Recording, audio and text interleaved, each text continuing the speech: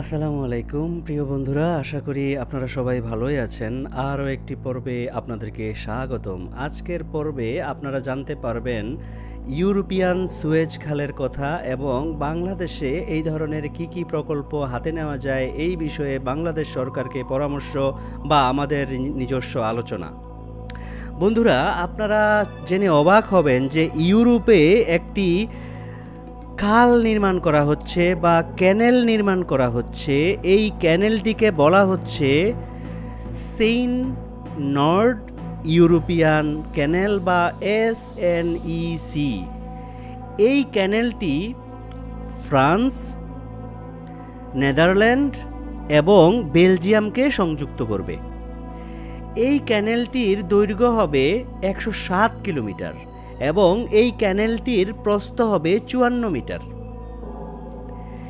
এই ক্যানেলটি তৈরি করতে খরচ হবে 510 কোটি টাকা বা 510 কোটি ইউরো।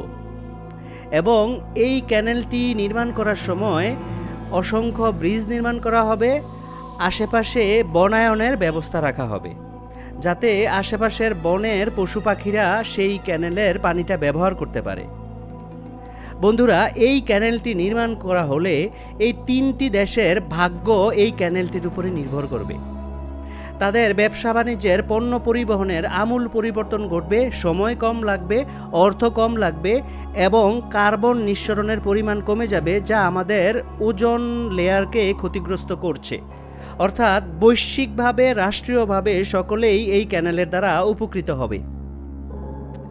বন্ধুরা, বর্তমান যেই পরিবহন ব্যবস্থা ওদের আছে, এই পরিবহন ব্যবস্থায় ওদের খরচটা একটু বেশি লাগে, অনেক সময় যানজটে আটকা পড়ে, তাছাড়া দুর্ঘটনা অনেক সময় ঘটে থাকে যেহেতু যানজট আছে।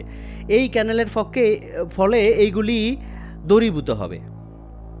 বন্ধুরা, শুধুমাত্র ফ্রান্সের 10 লাখ ট্রাক এক বছরে কম ব্যবহৃত হবে এই ক্যানেলটি নির্মাণ করার ফলে। তাহলে দেখতে পাচ্ছেন এই ক্যানেলটি তাদের আঞ্চলিক ইউরোপিয়ান দেশগুলির মধ্যে সুসম্পর্ক, অর্থনৈতিক উন্নতি এইগুলি যেরকম ঘটবে, পাশাপাশি এটা সারা পৃথিবীর মানুষের জন্যই উপকারী। বন্ধুরা, এটা কিন্তু ইউরোপের প্রধান এই ধরনের নদী নেটওয়ার্ক। তো বাংলাদেশের সাথে এইটার আসলে একটা সম্পর্ক কি? বন্ধুরা, আপনারা জানেন আমরা একটা নদীমাতৃক দেশ। আমাদের দেশে প্রাকৃতিকভাবেই অসংখ্য নদীনালা, খালবিল ছিল, যার পরিমাণ এখন কমে যাচ্ছে। শুধু যদি ঢাকার কথা ভাবেন, ঢাকার চতুর্দিকে নদীনালা এখনও আছে। আপনারা জানেন দক্ষিণে পশ্চিমে বুড়িগঙ্গা, পূর্বে আছে তুরাগ নদীর শাখা বালু নদী। শীতলক্ষ্যা এবং তুরাগ নদীকে এই বালু নদী সংযুক্ত করেছে। উত্তরে আছে তুরাগ নদী।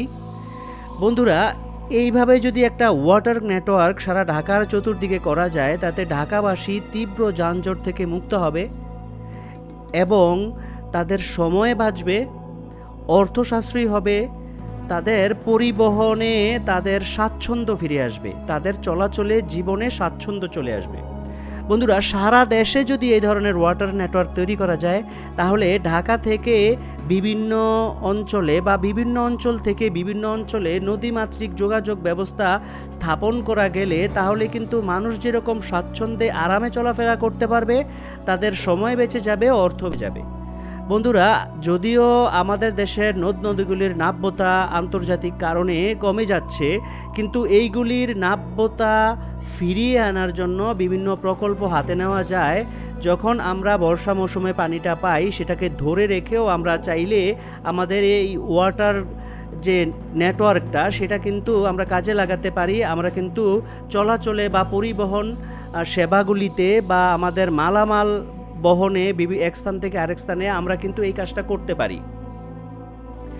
নদীগুলি দখল হয়ে যাচ্ছে, যদি নদীগুলির দুই পাশে ওয়াল দিয়ে পাশে আমরা সাইডওয়াক করে দেই এবং আমরা নদীর নাব্যতার জন্য ড্রেজিং করি এবং আমরা ওয়াটার ভেহিকেল যথেষ্ট পরিমাণে সেই নদীগুলিতে, খালবিলগুলিতে আমরা যদি রাখি, তাহলে মানুষ কিন্তু চলাচল করতে পারবে। ঢাকার খালবিলগুলির অবস্থাও কিন্তু ভালো না, অনেকগুলি কিন্তু হারিয়ে যাচ্ছে। সারা বাংলাদেশের একই অবস্থা।